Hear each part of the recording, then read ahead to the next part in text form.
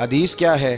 نبی کریم صلی اللہ علیہ وسلم نے فرمایا اگر سارے انسان مل کے بھی تیرا برا کرنا چاہیں تو جب تک رب کی مشیت نہ ہو وہ تیرا برا کر نہیں سکتے۔ اور حضور صلی اللہ علیہ وسلم نے فرمایا اگر سارے انسان مل کے تیرا بھلا کرنا چاہیں تو جب تک رب کی رضا نہ ہو تیرا بھلا ہو نہیں سکتا۔ تو اعلیٰ حضرت فرماتے ہیں اس چیز کو ذہن میں بٹھاؤ، مسلمانوں اپنا رجوع اپنے رب رسول کی طرف مضبوط کرو۔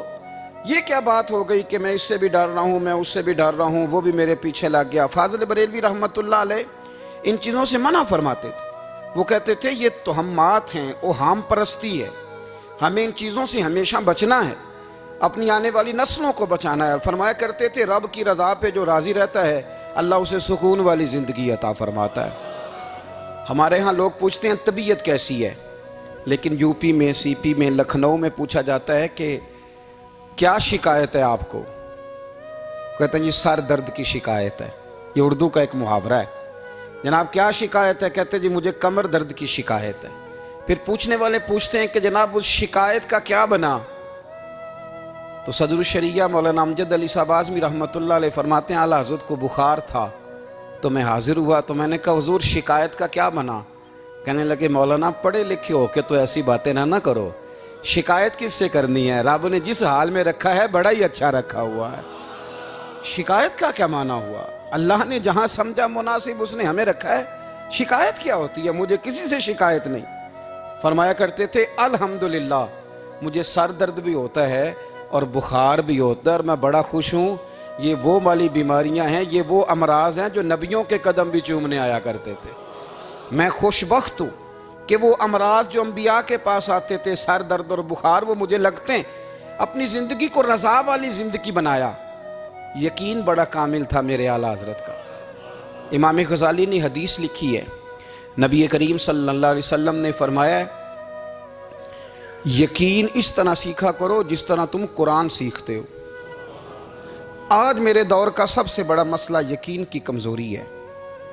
مسلمان کچی پکی سوچیں سوچتا ہے، کمزور کمزور جملے بولتا ہے، اس کو دنیا داروں کے وعدوں پر اعتماد جلدی ہوتا ہے، لیکن معاذ اللہ اللہ رسول کے وعدوں کے بارے میں یہ کئی دفعہ شکوک کا شکار ہوتا ہے۔ اسے سمجھنا چاہیے۔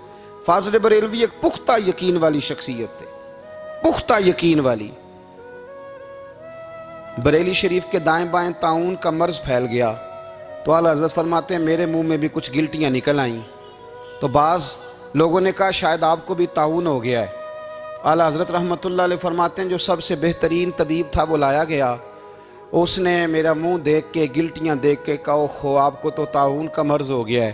تو اعلیٰ حضرت فرمانے لگے مجھے ساری بیماریاں لگ سکتی ہیں، یہ نہیں لگ سکتی۔ اس نے کہا حکیم میں ہوں کہ آپ ہیں؟ فرمایا نہیں آپ ہی ہیں، پر یہ بیماری مجھے نہیں لگ سکتی، یہ مجھے ہو نہیں سکتی۔ اس نے اصرار کیا تو اعلیٰ حضرت رحمۃ اللہ تعالیٰ علیہ اس کو کہنے لگے میاں تو جو مرضی کر لیکن مجھے طاعون کا مرض نہیں ہو سکتا، یہ بات طے ہے۔ وہ ناراض ہو کے چلا گیا۔ اب طاعون کی جو گلٹیاں ہوتی تھی نا وہ بڑے بڑے مہینوں نہیں جاتی تھی، تکلیف رہتی تھی۔ اعلیٰ حضرت کہتے ہیں میں نے اسی رات نا تھوڑی سی کالی مرچوں کا سفوف بنایا اور مسواک میں رکھ کے جب منہ کے اندر چھڑکا تو تھوڑا سا خون نکلا اور میرا منہ بالکل ٹھیک ہو گیا۔ سویرے میں نے کہا بلاؤ نا اپنے حکیم کو جو کہتا تھا طاعون ہو گیا ہے۔ تو لوگ کہنے لگے حضور آپ کو ویسے کیسے پتا تھا طاعون نہیں ہے؟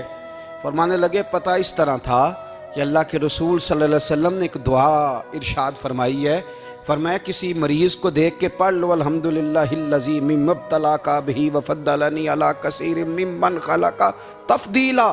حضور نے فرمایا کسی بیمار کو دیکھ کے، مصیبت والے کو دیکھ کے یہ دعا پڑھو، تم اس مصیبت میں شکار نہیں ہوں گے۔ فرمانے لگے میں نے طاعون کے مریض کو دیکھ کے دعا پڑھ لی تھی، تارے ٹوٹ سکتے ہیں، چاند گر سکتا ہے، سورج اپنی جگہ چھوڑ سکتا ہے، پر مدینے والے محبوب کی بات غلط نہیں ہو سکتی۔ یہ میرا یقین کامل ہے، ساڑھے نبی دی زبان ساڑھے واسطے قرآن، یہ بات غلط ہو سکتی؟ مضبوط یقین فاضل بریلوی کا، مضبوط نظریات۔ اعلیٰ حضرت رحمۃ اللہ تعالیٰ علیہ سے کسی نے کہا آپ کس طرح کے مومن ہیں، کس طرح کے مومن ہیں؟ تو اعلیٰ حضرت فرمانے لگے میرا دل چیرو، اس کو کھولو، ایک طرف لا الہ الا اللہ لکھا ہوگا، دوسری جانب محمد رسول اللہ لکھا ہوگا، کھول کے دیکھ لو۔ ایک تو یقین کی پھر دوسری بات، خشک لوگوں کو زندگی گزارنے کا مزہ کوئی نہیں آتا۔ زندگی گزارنے کا مزہ اسے ہی آتا ہے جسے کسی سے پیار ہو جاتا ہے۔ باقی نہ دیکھیں نا، ایک بندہ جبرن ایک شخص بچے پالتا ہے، وہ کہتا ہے یہ میرے لیے کیا مصیبت ہے 5 بچے، اور ایک شخص کو بچوں سے پیار ہو جاتا ہے، وہ جوان بھی ہے، خوبصورت بھی ہے، پر عید پہ کپڑے نہیں خریدتا، بیوی سے کہتا ہے میں پرانی پہن لوں گا پر بچوں کو نہیں لے دے۔ اور بھائی تیری خواہشیں مر گئی ہیں، تیری خوبصورتیوں کی طرف جانے کی آرزویں ختم ہو گئی، تو کہنے لگا سارا کچھ ہے پر بچوں سے پیار جو ہو گیا ہے۔ اعلیٰ حضرت رحمت اللہ علیہ بہت بڑے فلسفی تھے، منطقی تھے، بہت بڑے سائنسدان تھے۔ یہاں بڑا سنجیدہ اجتماع ہے، میں بڑی خاص بات کرنے لگا ہوں۔ سارے سائنسدان کہتے ہیں زمین گھومتی ہے، اعلیٰ حضرت نے اتنی موٹی کتاب لکھی ہے زمین ساکن ہے۔ فرماتے تھے ہم جیسے مرضی سائنسدان کہیں کہ آپ نے دلائل دی ہیں۔ آپ فرماتے ہیں جب نبی کریم علیہ السلام کی حدیث مسلم شریف میں موجود ہے کہ جب اللہ نے زمین کو پیدا کیا زمین کانپنے لگی تو اللہ نے پہاڑوں کو میخیں بنا کے قلعے بنا کے اندر لگا دیا تو زمین ٹھہر گئی۔ فرمانے لگے جب مصطفیٰ کریم نے کہہ دیا ٹھہر گئی ہے تو سارے سائنسدان بھی کہیں تو ہم ماننے کو تیار نہیں کہ گھومتی ہے۔ انہوں نے دلائل دیے۔ وہ ہمیں نہ روز کہہ دیتا ہے ڈاکٹر آپ کی طبیعت خراب ہے، کھانسی ہے، گھر میں کسی اور کو تو نہیں؟ ہاں جی ہے جی۔